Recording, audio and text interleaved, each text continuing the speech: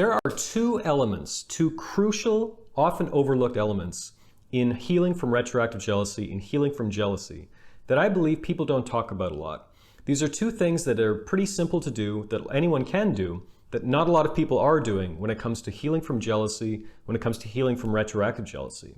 In today's video, I'm going to share what these two often overlooked recipes for healing are. My name is Zachary Stockill, and since 2013, I've been helping men and women from all over the world overcome retroactive jealousy, overcome obsessive jealousy, save their relationships, and enjoy happier, more peaceful lives. If you'd like to work with me one-on-one or you'd like more information about my work, please visit my website at retroactivejealousy.com. You can also click a link in the description to learn all about my various products and services. And if you get anything out of this video today, please take a minute to let me know by clicking the like button below, making sure you subscribe to my channel, and while you're at it, leave a comment telling me what you think of this video, telling me what you think of my work, telling me anything really you want to tell me. So there are two elements that over the years I have learned, over the past 8+ years I've learned, really help when it comes to overcoming jealousy, when it comes to overcoming retroactive jealousy, which I don't see a lot of people taking advantage of, which I don't see a lot of people using.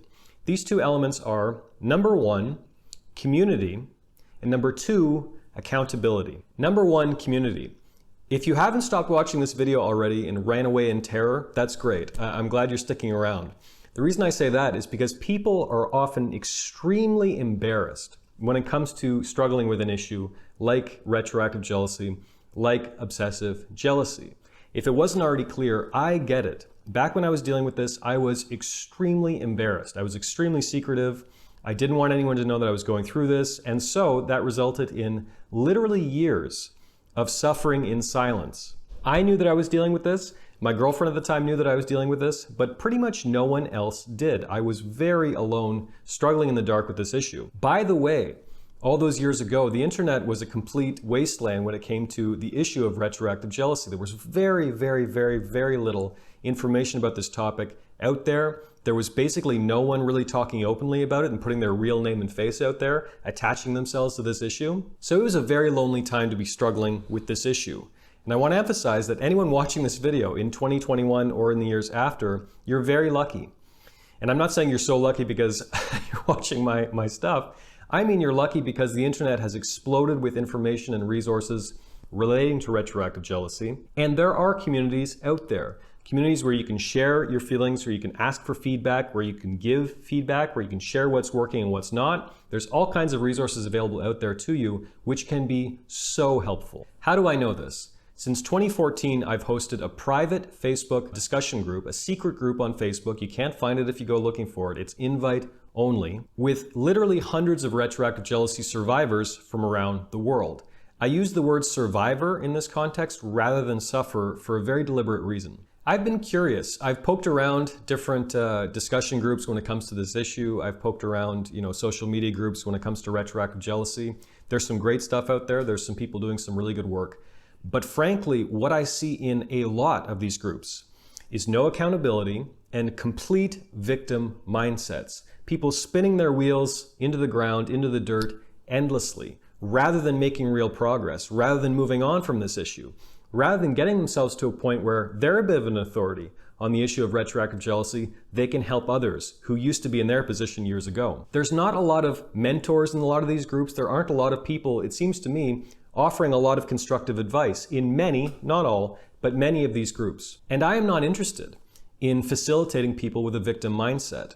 If you sign up to work with me, if you sign up for my work, if you join my secret group, if you join my course, you're going to be held accountable. You're going to have people who will be very honest with you, and you will feel inspired and motivated to grow, to move forward, to move past this horrible issue of retroactive jealousy, because we all get it.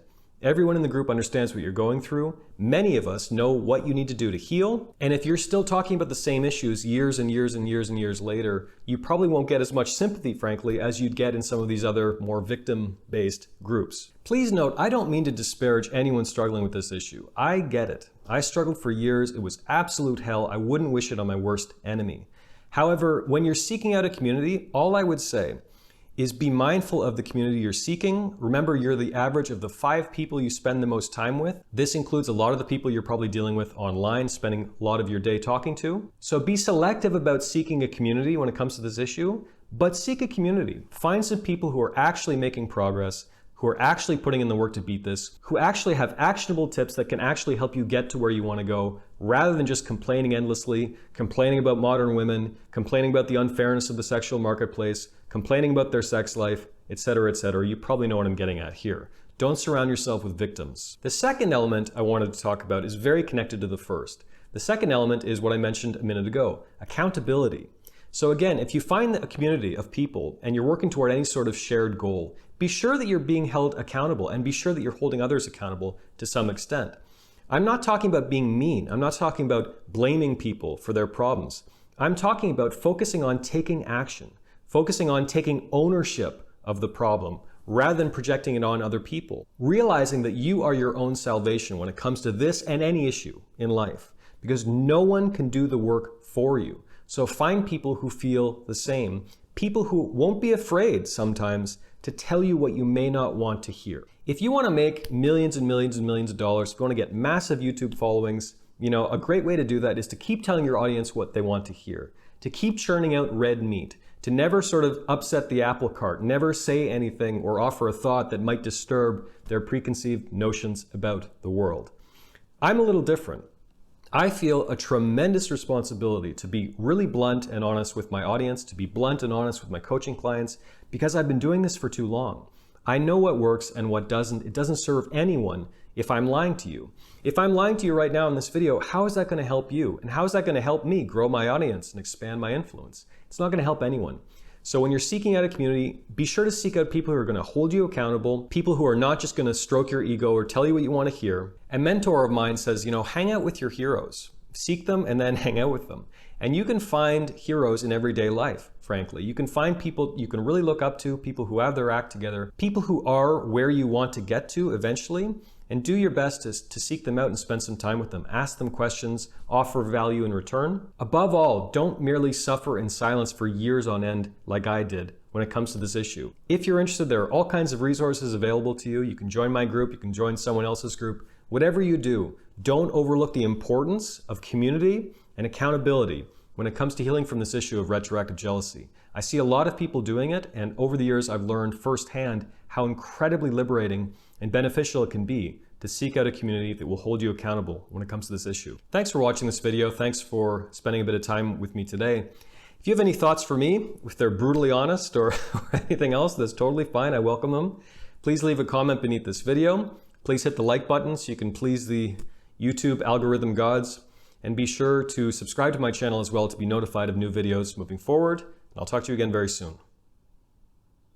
Hey guys, Zachary Stockill here from retroactivejealousy.com. I just want to let you know that this coming October 4th, which is a Monday, at 9 p.m. Eastern Standard Time, I'm hosting another YouTube live stream Q&A session. So I hope you join me on October 4th at 9 p.m. Eastern Standard Time, where I'll be taking all your questions. I'll be chatting with all of you. And I hope you join me. It should be a lot of fun. I'm really looking forward to it. That's October 4th at 9 p.m. Eastern Standard Time. Be sure to tune into my channel for an all-new YouTube live stream Q&A.